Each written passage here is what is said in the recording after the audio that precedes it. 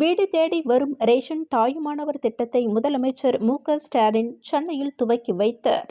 தமிழ்நாட்டில் உள்ள முதியவர்கள், மாற்றுத்திறனாளிகளுக்கு வீடு தேடி சென்று ரேஷன் பொருட்களை வழங்கும் தாயுமானவர் திட்டத்தை முதலமைச்சர் மு.க.ஸ்டாலின் சென்னையில் துவக்கி சோதனை அடிப்படையில் 10 மாவட்டங்களில் நடைமுறைக்கு வந்த இந்த திட்டம் ஆகஸ்ட் 12ஆம் தேதி முதல் தமிழகம் முழுவதும் அமலுக்கு வந்தது. புதுச்சேரி சென்டாக் நிர்வாகத்தில் முறைகேடு, சிபிஐ விசாரணைக்கு வலியுறுத்தல். இரட்டை குடியுரிமை மூலம் சென்டாக் நிர்வாகத்தில் நடைபெறும் முறைகேடுகளை சிபிஐ விசாரணைக்கு ஆளுநர், முதல்வர் உத்தரவிட வேண்டும் என மாணவர் பெற்றோர் நலசங்க தலைவர் பாலா தெரிவித்துள்ளார்.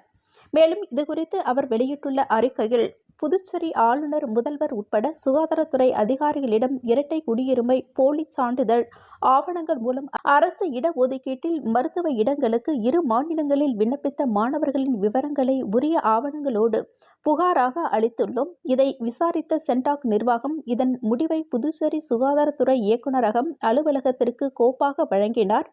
புதுச்சேரி சுகாதாரத்துறை இயக்குநரகத்தில் சரிபார்த்ததில் தமிழகத்தில் 8 பேரும், கேரளாவில் 6 பேரும் இருவேறு மாநிலங்களில் அரசு ஒதுக்கீட்டில் விண்ணப்பித்தது நிரூபணமானது.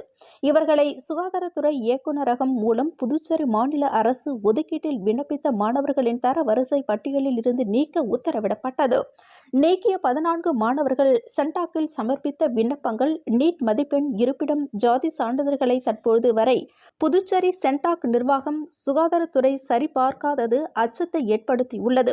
இரட்டை குடியுரிமை மூலம் பல ஆண்டுகளாக சென்டாக் நிர்வாகத்தில் நடைபெறும் முறைகேடுகளை சிபிஐ விசாரணைக்கு ஆளுநர், முதல்வர் உத்தரவிட வேண்டும் என பாலா தனது அறிக்கையில் தெரிவித்துள்ளார்.